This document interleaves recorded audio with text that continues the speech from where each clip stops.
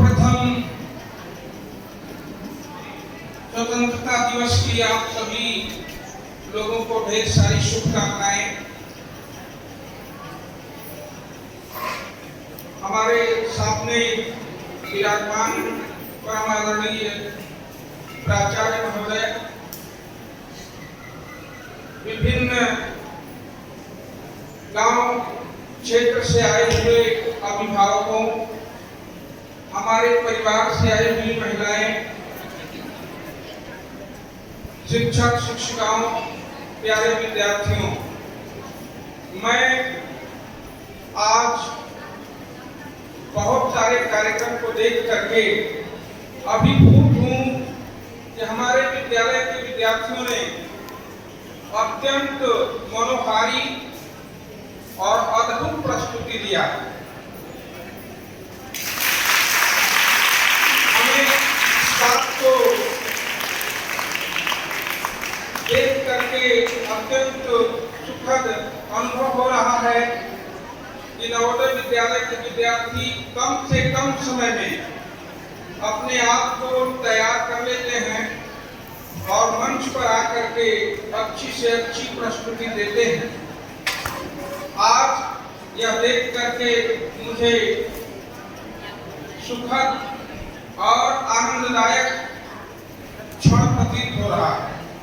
प्रत्येक कार्यक्रम बहुत ही अच्छा रहा और आप लोगों ने लगभग 22 कार्यक्रम किए, जिसमें एक से बढ़कर के एक प्रस्तुतियां रही। एक बच्चे ने जो सबसे ज्यादा ध्यान आकर्षित मेरा किया, उसने हिंदी की कविता मास्टर नयन पटेल बहुत लंबी और बिना कागज लिए हुए उसने प्रस्तुत किया। मैं चाहूंगा कि उसके लिए आप ताली जरूर दें।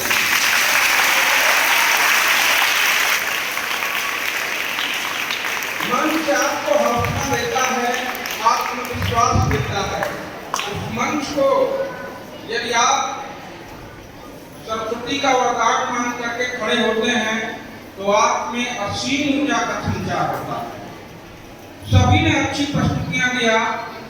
हम अगली बार चाहेंगे कि अगर कोई कार्यक्रम हो तो हमारे विद्यार्थियों में से लड़कों की तरफ से केवल 2 विद्यार्थी मुझे दिखाई दिए। एक कुशवाहा, मोहित कुशवाहा, जिसने बहुत ओजस्वी कविता का पाठ किया। लड़कियों की तरफ से लगभग 50% लड़कियों ने इसमें सहभागिता किया है। उनके लिए हम बहुत बच्चों, आजादी का यह पर्व सभी के लिए मुबारकबाद देता है।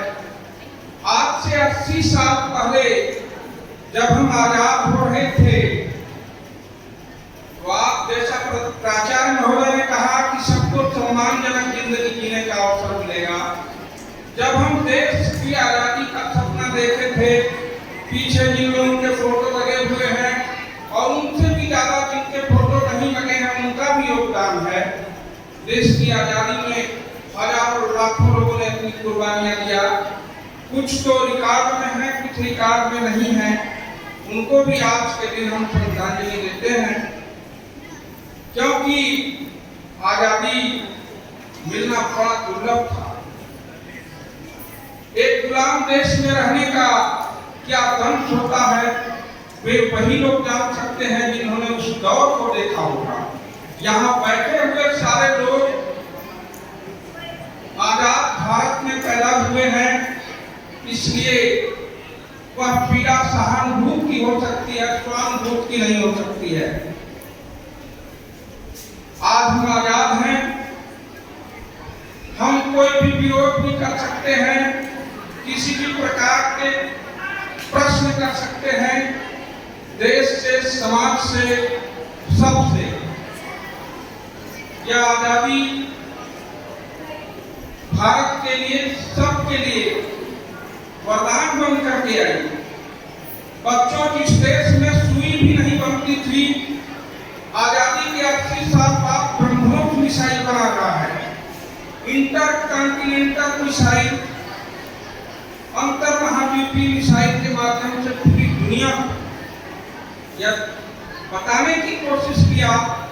और पिछले साल आपने देखा होगा ऑपरेशन सिंदूर में भारत ने पूरी दुनिया को ये बताया कि हम रक्षा सुरक्षा से लेकर आक्रमण करने तक में सक्षम हैं। जहां कोई नहीं पहुंच पाया उस मून पर हम पहुंच चुके हैं। जिस कोरोना के दौर में दुनिया को कहीं कुछ सूझ नहीं रहा था, उस समय हमारे देश ने 7 देशों को बिना पैसे के कोरोना की वैक्सीन दिया। जो हमारे दुश्मन लगते हैं उनको भी दिया। यह देश बहुत महान है। इस देश को आगे ले जाने का दायित्व जो लोग यहाँ पर हैं उनके ऊपर। जो लोग चले गए उन लोगों ने जो कुर्बानियां दिया उनको याद करने का दिन है। लेकिन बच्चों, आज का दौर भारी संक्रमण का दौर है। आप देख रहे हैं पूरी दुनिया युद्ध के मुहाने पर है। रूस यूक्रेन में युद्ध कई साल से चल रहा है। अमेरिका पूरी दुनिया पर साम्राज्यवाद की ताकत के दम पर ईरान के साथ युद्ध में फंसा है। हमारे यहाँ पर तेल की सप्लाई बाधित हो रही है, महंगाई बढ़ रही है। और हम सभी जानते हैं कि दुनिया के किसी भूभाग में यदि कुछ भी अब होगा तो उसका असर दूसरे पर जरूर पड़ेगा। भारत के इस बढ़ते हुए कर को देख करके अमेरिका भी बहुत ही संतप्त है, दुखी है कि दुनिया की 5वीं से 4थी आर्थिक महाशक्ति बनने वाला हिंदुस्तान कोरोना के बाद जितनी गति के साथ आगे बढ़ा है, दुनिया में कोई भी देश नहीं बढ़ सका है।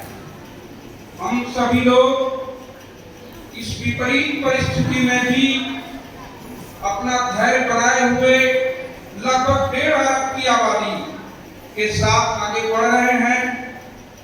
इसमें हम सभी की भूमिका महत्वपूर्ण है। My station and its duty, Bradley का कथन है, आप जहां खड़े हैं वहीं से काम शुरू कीजिए, देश आगे बढ़ जाएगा। विद्यार्थी अच्छे से पढ़ाई करें, शिक्षक अच्छे से पढ़ाए, किसान खेती का काम करे, विज्ञान अपना काम करे।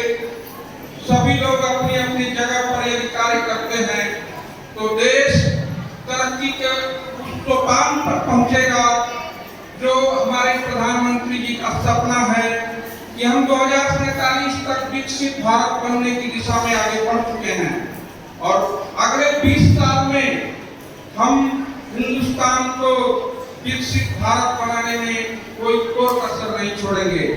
मुझे उम्मीद है कि स्वतंत्रता दिवस के इस अवसर पर आप लोगों से केवल एक गुजारिश है कि आप अपनी भूमिका का सही से पालन करें, हम अपनी भूमिका का सही से पालन करें तो हम विकसित राष्ट्र बनने की दिशा में सहयोग की भूमिका निभाने के लिए तैयार होंगे और आजादी के इस पर्व को द्विगुणित उत्साह के साथ मनाते रहेंगे।